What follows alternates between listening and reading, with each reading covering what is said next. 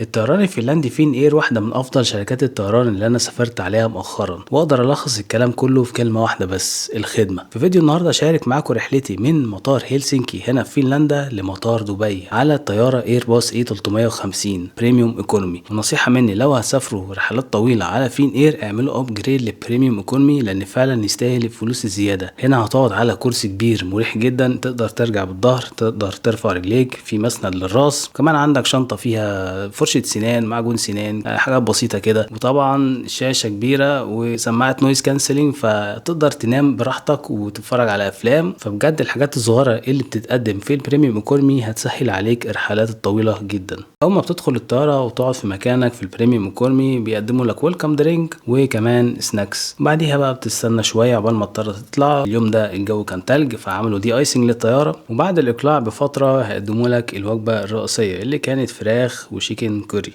يعني كانت عادية شوية، لكن كانوا كرما برضو في المشاريب، وادونا مشاريب تاني وادونا مشاريب تالت ورابع كمان طول الرحلة كلها. وهنا في الشاشة واحد يقدر يشوف امتى هيقدموا لك الوجبات او امتى وقت النوم مثلا، عشان ما يفوتكش الوجبة. فده حاجة عجبتني جدا في طيران الفين اير. خلصت الوجبة وحليت بالشوكولاتة اللي كانوا مقدمينها ونمت لي حبة حلوين. وبصراحة الكرسي مش بيتفرد زي البيزنس كلاس طبعا، لكن مريح جدا لو انت عايز تنام فترة قصيرة وتريح. وفي وسط الرحلة اتفرجت على كذا فيلم، وكمان قدموا لنا مشاريب، او زي ما انت عايز بتطلب وهم هيجيبوا لك تشرب اللي انت عايزه. طول الرحلة دي كان 7 ساعات وتلت، فهي كانت رحلة طويلة جدا من فنلندا لدبي. وقبل الهبوط بساعة تقريبا قدموا لنا ساندوتش اللي انا للاسف ما صورتوش، وكمان قدرنا نطلب مشاريب تاني فري اوف شارج. طبعا كله في البريميوم ايكونومي مسموح لك زي ما انت عايز. فشكرا لفين اير، يمكن افضل شركة طيران اوروبية حاليا موجودة واللي انا سافرت عليها لحد دلوقتي.